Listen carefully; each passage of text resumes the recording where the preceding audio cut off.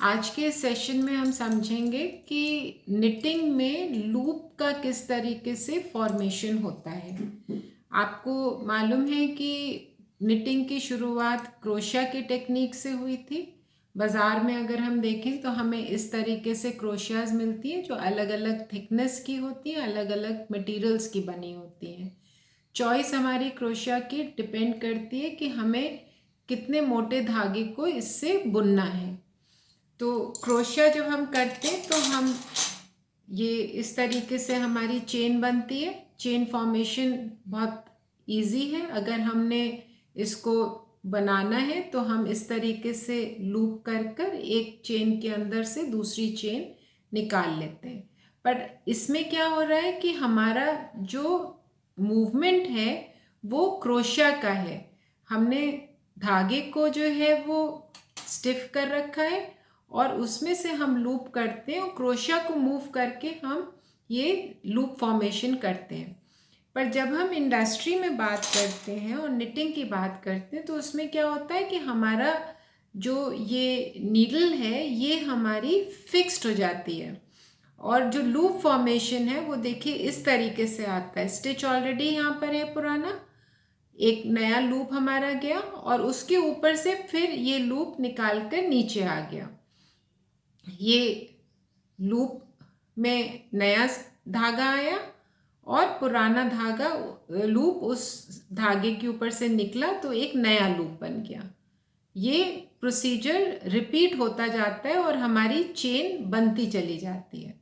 अब अगर हमें इसको एक फैब्रिक की तरह बुनना है तो जाहिर है हमारे पास यहाँ पर पास पास स्टिचेस होने चाहिए। तो हम फिर निटिंग का प्रयोग करते हैं जिसमें हम अपनी निटिंग नीडल्स का यूज़ करते हैं।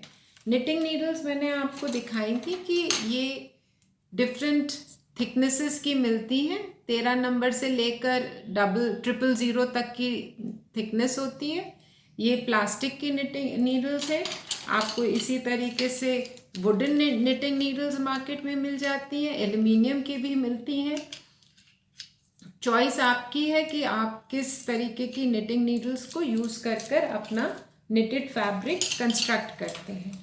अब निटेड फैब्रिक कंस्ट्रक्ट करने के लिए हमने क्या किया कि कई सारे स्टिचेस एक सिलाई पर डाल लिए और फिर हमने इन स्टिचेस को एक के बाद एक, क्रोशिया में हम एक ही स्टिच को बार बार कर रहे थे तो वो आगे बढ़ रहा था। इसमें हम पूरा रो जो है वो निट कर देंगे और पूरा रो निट करने से क्या होगा कि एक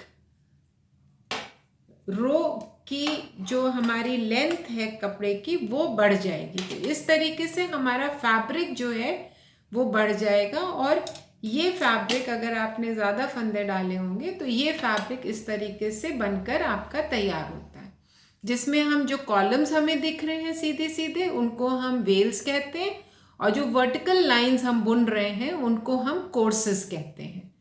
तो इस तरीके से हमारा फैब्रिक तैयार हो जाता है। ये हम हैंड निटिंग की बात कर रहे थे, तो हाथ से हम इसको इस तरीके से बुनते हैं। जाहिर से हाथ से बुनेंगे तो हमारी स्पीड कम होगी बट हमारी क्रिएटिविटी उसमें आ सकती है। हम पर अगर हमें कमर्शियली करना है तो हमें वर्क फास्ट करना है। तो इंडस्ट्री में नीडल्स डेवलप हुई जिनको एक नीडल बेड पर पास लगा दिया जाता था और उससे फिर निटिंग होती थी। तो सबसे पहले जो निटिंग नीडल मशीन की तैयार हुई वो ये लैच नीडल थी। अगर इसको ध्यान से देखें तो इधर आपको इसका ये बट दिखेगा, यहाँ पर आप इसको ये अटैच हो जाता था बेड से जिससे कि वो आगे पीछे ना पुल हो। उसके बाद इसका ये स्टेम आती थी जिसमें शैंक होता था और नीडल की साइड्स होती थी।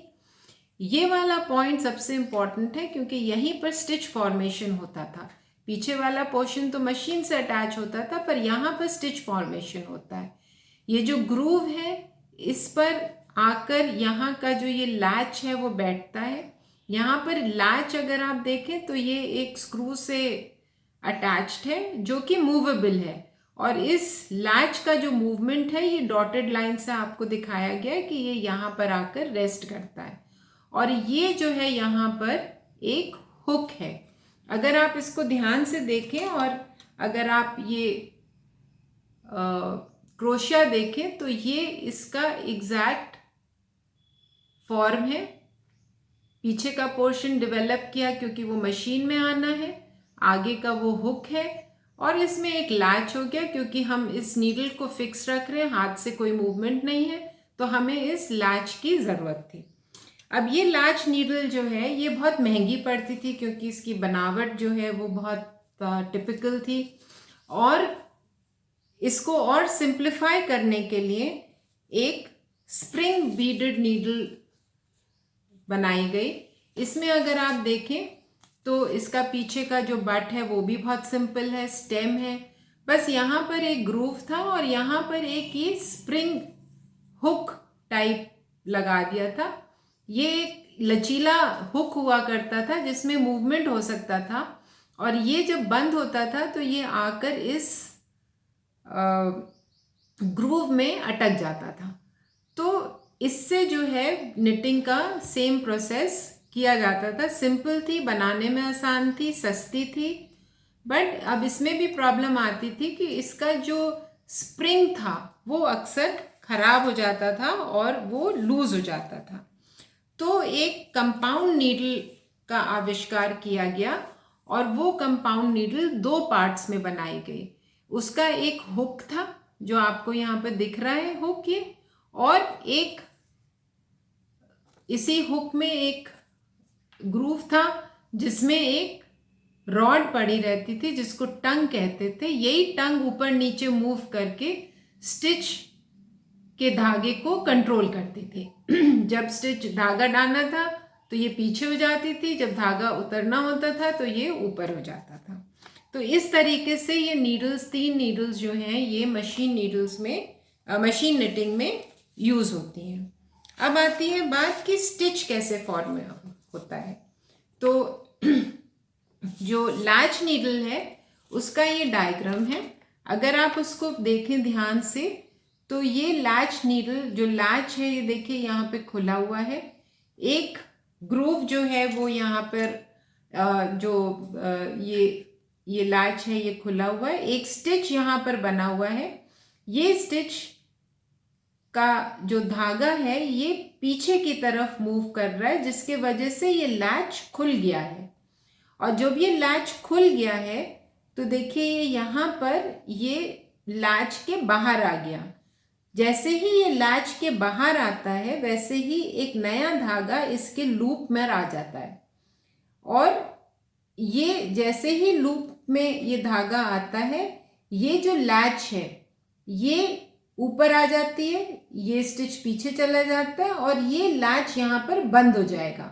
नेक्स्ट वाले डायग्राम में देखिए ये लैच बंद हो गया है, ये अंदर का लूप बन गया है, और जो ये पीछे का जो लूप था ये लैच के ऊपर से आकर निकल रहा है और ये अब लैच के बाहर निकल गया है।